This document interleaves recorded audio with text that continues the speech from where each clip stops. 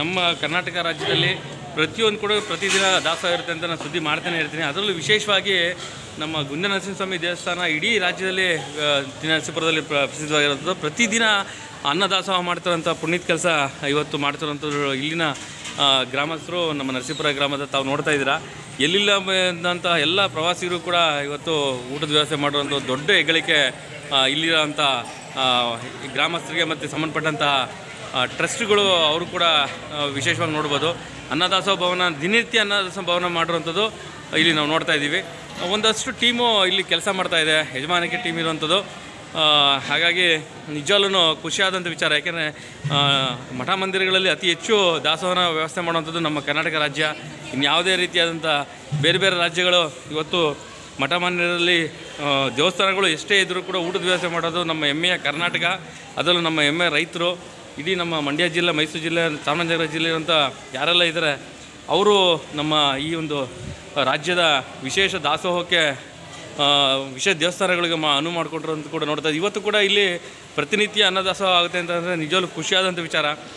ಬೇರೆ ಬೇರೆ ಊರುಗಳಿಂದ ಬೇರೆ ಬೇರೆ ಜಿಲ್ಲೆಯಿಂದ ಬಂದಿರೋಂಥವ್ರು ಕೂಡ ಇರ್ತಾರೆ. ಹಾಗೆಯೇ ಅನ್ನದಾಸೋಹ ಅನ್ನೋದು ನಮ್ಮ ಕರ್ನಾಟಕ ರಾಜ್ಯದಲ್ಲಿ ಅತಿ ಹೆಚ್ಚು ಆಗಿರುವಂಥದ್ದು. ಯಾವ ಸಣ್ಣ ಹಳ್ಳಿಗೆ ಹೋದ್ರೂ ಕೂಡ ದಾಸೋಹ ಇರುತ್ತೆ. ಆದರೆ ಬೇರೆ ಬೇರೆ ಉದಾಹರಣೆಗೆ ತಮಿಳುನಾಡು, ಆಂಧ್ರ, ಕೇರಳ ಈ ರೀತಿ ಬೇರೆ ರಾಜ್ಯಕ್ಕೆ ಹೋದರೆ ಅನ್ನದ ಮಹತ್ವನೇ ಗೊತ್ತಿಲ್ಲದಿರೋ ಥರ ಇರುವಂಥ ಪರಿಸ್ಥಿತಿ ಇವತ್ತಿದೆ.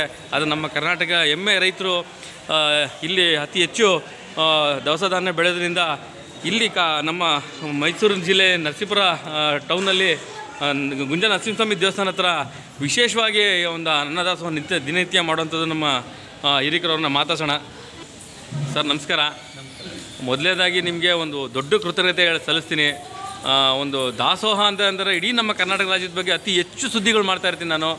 ಇಡೀ ನಮ್ಮ ರಾಜ್ಯದ ಬಗ್ಗೆ, ದಾಸೋಹದ ಬಗ್ಗೆ ಬೇರೆ ಬೇರೆ ಜಿಲ್ಲೆಗಳಿಗೆ ಹೋಲಿಸ್ಕೊಂಡು ಬೇರೆ ಬೇರೆ ರಾಜ್ಯಗಳಿಗೆ ಹೋಲಿಸ್ಕೊಂಡು ಮಾತಾಡೋವಂಥ ಕೆಲವೊಂದು ವಿಚಾರಗಳು ನಾನು ಮಾಡ್ತಾ ಇರ್ತೀನಿ. ಇವತ್ತು ನಮ್ಮ ನರಸೀಪುರ ಒಂದು ವಿಶೇಷವಾದಂಥ ಇವತ್ತು ಆಷಾಢ ಶುಕ್ರವಾರ, ಆ ದಿನ ಅಲ್ಲದೇ ಪ್ರತಿನಿತ್ಯ ಕೂಡ ದಾಸೋಹ ಮಾಡ್ತಾಯಿದ್ದೀರಾ. ಏನೇನು ಮಾಡ್ತೀರಾ ಸರ್?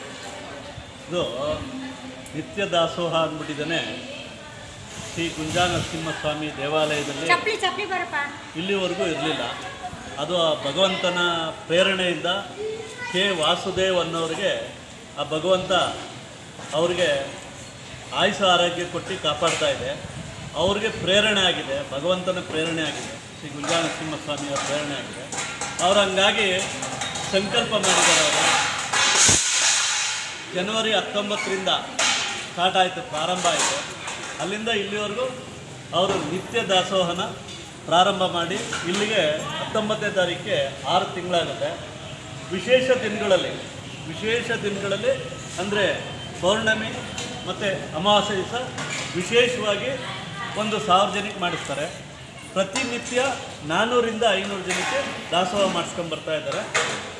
ಕೆ ವಾಸುದೇವ್ ಅಂದ್ಬಿಟ್ಟು ಉದ್ಯಮಿಯವರು, ಅವರಿಂದ ದಿನನಿತ್ಯ ನಡ್ಕೊಂಡು ಹೋಗ್ತಾ ಇದೆ. ಭಗವಂತ ಶ್ರೀ ಗುಂಜ ನರಸಿಂಹಸ್ವಾಮಿ ಅವರಿಗೆ ಆಯುಷ ಆರೋಗ್ಯ ಭಾಗ್ಯ ಕೊಟ್ಟು ಕಾಪಾಡಲಿ ಅಂತ ಹೇಳ್ತಾ, ಮತ್ತು ಇದು ನಿರಂತರವಾಗಿ ಇಲ್ಲಿ ಶ್ರೀ ಗುಂಜ ನರಸಿಂಹಸ್ವಾಮಿ ದೇವಾಲಯದಲ್ಲಿ ನಿತ್ಯ ದಾಸೋಹ ನಡೀಲಿ ಅಂತ ಎಲ್ಲ ಭಕ್ತಾದಿಗಳು ಆಶಿಸುತ್ತಾ ಅವರಿಗೆ ನಡ್ಕೊಂಡು ಹೋಗಲಿ ಅಂತ ಹೇಳ್ತಾ ಇದ್ದಾರೆ. ಸುಮಾರು ಜನ ಎಲ್ಲ ಕಡೆಯಿಂದ ಹಲವಾರು ಜನ ಬಂದು ಅವರಿಗೆ ಧನ್ಯವಾದಗಳನ್ನ ತಿಳಿಸ್ತಾ ಇದ್ದಾರೆ. ಕೆ ವಾಸುದೇವರವರಿಗೆ ಅವ್ರಿಗೆ ಭಗವಂತ ಆಯುಷ ಆರೋಗ್ಯ ಕೊಟ್ಟು ಕಾಪಾಡಿ ಇದನ್ನು ಪ್ರತಿನಿತ್ಯ ಹಿಡ್ಕೊಂಡೋಗಲಿ. ಮತ್ತು ಈಗ ಶುಕ್ರವಾರ ದಿವಸ ಮಾಮೂಲಿ ಅವರು ಶನಿವಾರ ದಿವಸ ಪಾಯಸ ಮತ್ತು ಅನ್ನ ಸಾಂಬಾರು ಮಜ್ಜಿಗೆ ಮಾಡಿಸ್ತಾಯಿದ್ರು. ಈಗ ಆಷಾಢ ಶುಕ್ರವಾರನ ಪಾಯಸನ ಪ್ರಾರಂಭ ಮಾಡಿದ್ದಾರೆ.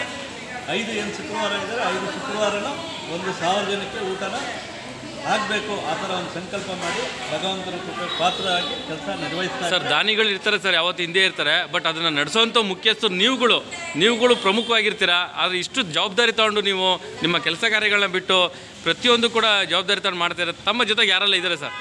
ನಮ್ಮ ಜೊತೆಗೆ ಕೆ ವಾಸುದೇವರು ಪ್ರಮುಖವಾಗಿ ಪ್ರಧಾನವಾಗಿ ಕೆಲಸ ಮಾಡ್ತಾ ಇದ್ದಾರೆ ಎಲ್ಲ ರೀತಿ ಒಳಗಡೆ. ಅದ್ರ ಜೊತೆ ಒಳಗಡೆ ಕನ್ನಡ ಪುಟ್ಟಸ್ವಾಮಿ ಅಂದ್ಬಿಟ್ಟು ಅವರು ಕನ್ನಡ ಸಾಹಿತ್ಯ ಪರಿಷತ್ ಅಧ್ಯಕ್ಷರು, ಮತ್ತು ಸರ್ಕಾರಿ ನೌಕರ ಸಂಘದ ಅಧ್ಯಕ್ಷರು ಎಂ.ಯು. ಶ್ರೀಶಂಕರ್ ಮೂರ್ತಿ ಅಂತ. ಇವರು 3 ಜನ ಸೇರಿ ಇದನ್ನು ಒಂದು ಸುಲಲಿತವಾಗಿ ಯಾವುದೇ ಥರದ್ದು ಏನು ಇಲ್ಲದೆ ನಡೆಸ್ಕೊಂಡು ಹೋಗ್ತಾ ಇದ್ದಾರೆ.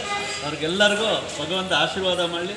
ಅವ್ರ ಜೊತೆ ಒಳಗಡೆ ಕುಮಾರ ಮತ್ತು ರಾಜಣ್ಣ, ಮತ್ತು ಇನ್ನೊಬ್ಬರು ಕುಮಾರ ಅಂತ ಶ್ರೀಪಾದರು, ಮತ್ತು ಗಿರಿ ಅಂದ್ಬಿಟ್ಟು ಅಡುಗೆ ಭಟ್ರು ರಾಜಣ್ಣ ಅವರು, ಇಂಥವರೆಲ್ಲ ಸುಮಾರು ಹಲವಾರು ಜನ, ಕೃಷ್ಣಮೂರ್ತಿ ಅವರು,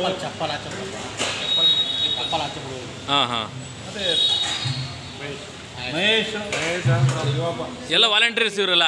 ನಿಜವಲ್ಲ ಇವ್ರಿಗೆ ನಾವು ಹ್ಯಾಟ್ಸಪ್ ಹೇಳ್ಬೇಕು. ಯಾಕೆಂದರೆ ವಾಲಂಟಿಯರ್ಸ್ ಅಂದರೆ ಹಾಂ ಹಾಂ ಹಾಂ, ಇವರು volunteer. Okay okay okay, volunteer. ಹಾಂ ಹಾಂ, ಇಲ್ಲ ಒಂದು ವ್ಯವಸ್ಥಿತವಾಗಿ ತುಂಬ ಅಚ್ಚುಕಟ್ಟಾಗಿ ಕಾರ್ಯನಿರ್ವಹಿಸ್ಕೊಂಡು ಆಮೇಲೆ ಇನ್ನೊಂದು ಕೂಡ ನಾವು ಹೇಳಬೇಕು ಮಾಡ್ತಾ ಇದ್ದಾರೆ. ಪುಟ್ಸಮೇಲೆ ನಾವು ಇನ್ನೊಂದು ಹೇಳಬೇಕು, ದಯವಿಟ್ಟು ಅತಿ ಹೆಚ್ಚು ದಾನಿಗಳು ಬರಬೇಕು.